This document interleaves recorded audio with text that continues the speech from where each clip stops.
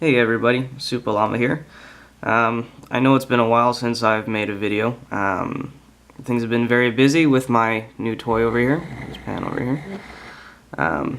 It's a nice little Unimat 200 dB, and I've played around with it quite a lot, making some new pins, learning how to properly use it. I've never touched a lathe in my life, so this would be the first time I've actually used one.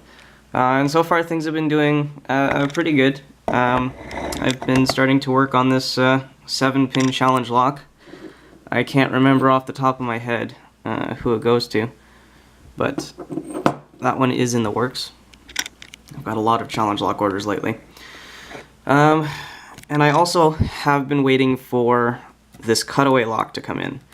And a lot of you will say, well, I already know the basics of lock picking. Yes, I do.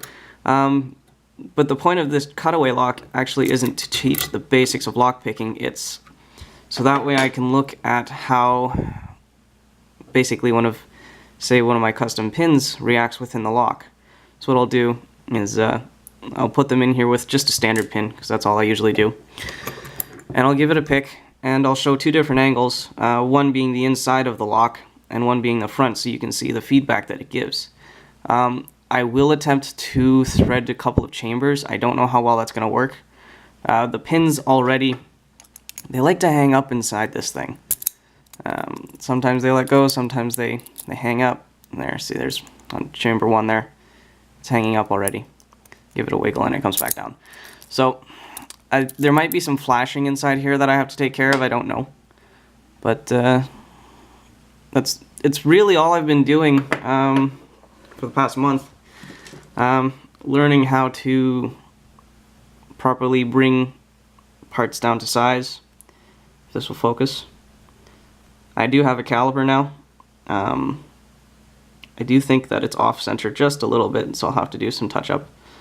But all in all, this lathe has made things really, really easy.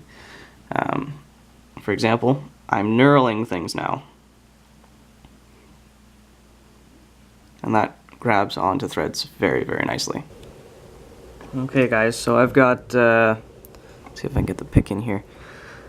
I've got that special wafer pin put into this cutaway. At the moment the shear line is sitting between these two wafers here. And it's wiggling around quite a lot. I'm going to be picking from this angle that you guys are seeing, so it's going to be a little hard. But as you can see, as I move the tension wrench, there's a lot of flop in there. And that's because it's getting the T-pin in the middle. As soon as you start picking it, it's going to hit one of those wafers, and generally the core likes to lock up at that point and you get next to no feeling. And a few people can vouch for that. Let's see if I can just move this just a little bit. Hopefully it doesn't focus on my hands. This is just a standard Schlag keyway, so it's going to be hard to hold everything together. So there it is there. I'm actually not getting any feedback until you just get to the shear line, and now I feel a little bit of feedback. But because of this angle and the way that everything's holding together, it's very, very hard to get the pick under there and lift it. And you also have to actually remove some tension. Come on, stay in there. I'm gonna have to put a weight under this. And you just have to rock the core back and forth.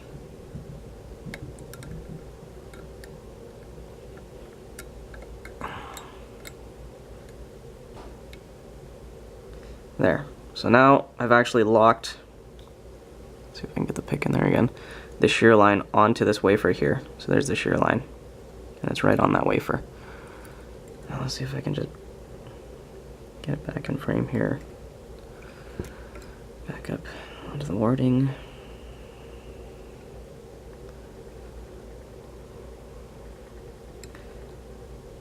And right now the core is actually locked. So when I'm pushing on this, it actually doesn't want to move anywhere. So you actually have to release tension on that core again in order for it to come back up. There. I felt that. I don't know if I got that. I hope I did. So now we've actually moved up one wafer. We're now past that wafer. There's one wafer down here, but we also have this little lip at the bottom we have to clear.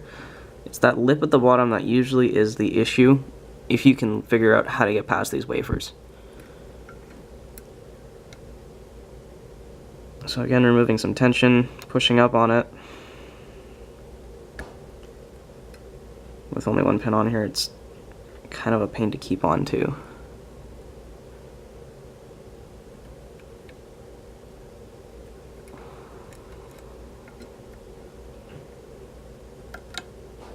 I might need a higher reach pick.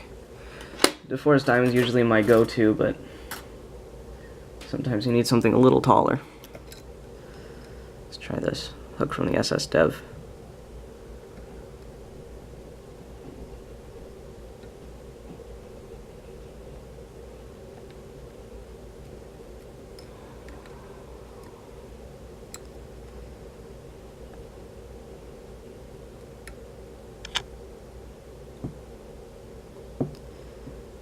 Just does not want to go. Now I understand why my locks are so hard. Okay, I think we're now on the wafer for the shear line. I'm just gonna cheat.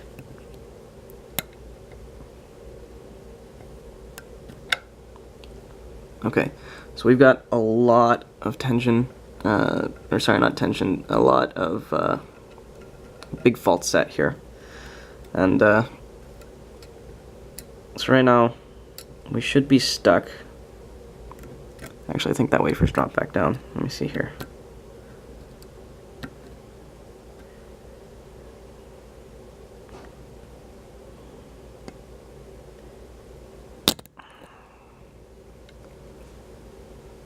Okay, yeah, so now because it's a cutaway, that T-pin doesn't actually do anything. So right now it's technically picked, but if I keep pushing it, it's going to fall back into these grooves here. So I'm just going to try and put it back. There. And it does like to get hung up sometimes, but that's because this one was made very, very quickly.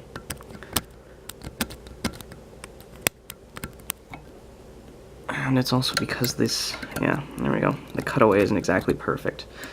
So that's this side view, so you can get an idea of how things work. And just give me a minute here. I'm going to move everything around so I can show the front face.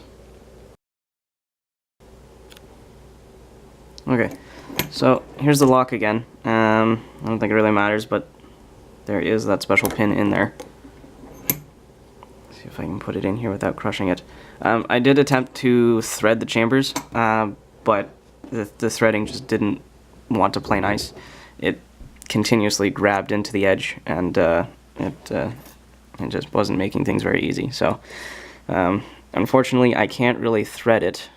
It would be nice to know exactly how it acted on the threads, but okay, so lots of flop with just that one pin in there. And if I have ever so slight tension, just like that, just to where it starts to bind, that pin is locked. It does not want to move. So I actually have to start taking tension off. I'm still applying a little bit of pressure onto that key pin. There, now I'm getting a little bit of movement from it. Okay, so that's one wafer down, and it's locked again. It doesn't want to move anymore. And that's, again, very, very light tension. I could let this thing go, and it still doesn't want to move. So again, move back. I can hear it clicking on it again. And some people will go, okay, that's a serration, so I'll move on. But that's part of what the wafers do. They make false noises, they make false sounds. They do a very good job of faking out. And if I look on the side, there's still only the one wafer pushed up. And again, it's locked. There's no feedback at all. I'm trying. I bent this shaft before I ended up getting any feedback from it. And again, I could just drop this tension wrench. So I'll have to pull back on it again. There's a little bit of movement. Still pulling back.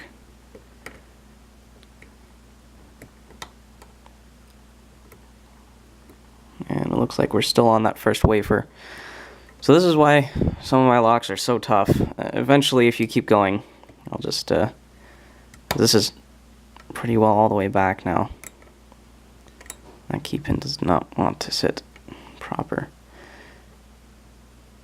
And again, I'm partially blaming the cutaway on this because it doesn't seem to be perfectly aligned. So I may have to buy another one. Right now, there we are, we're stuck on a wafer. That key pin feels like it's not touching anything. So, and again, if you push on it, no feedback whatsoever, and I can drop this tension wrench as usual. I've got very little tension on it. If I put heavy tension on it, it binds, nothing going on. Although the heat shrink likes to stick to my thumb. But you just have to keep going at it. Where are we at here? Okay, so yes, so we're again past that second wafer, and now we've got back to our flop, to our false set. Then you just keep working on it, and again, no feedback whatsoever. There's a little bit of core flopping in there. Pull it all the way back, and even then it still doesn't feel like it's trying to go anywhere. But I would think that's down to the cutaway again. Okay, so we're past that wafer again. Now we're down to the little lip on the end of the T-pin, which I would think personally is the hardest part. And so again, you got to push on it. Now this time you actually do get feedback. I don't know if you can see that. Again, I have very light tension. I can just drop this tension wrench. But there is feedback this time. So just pull back until you get something out of it. Okay, so that I got that. I can keep pushing, but again, with the way the cutaway works, if I do that, I'll have to take the whole lock apart again. But that is picked. I just don't want to push too far. So just pull that up, pull that back, put that back in. So there, it's all back in there. And that is how those wafer pin and pins react inside of a lock.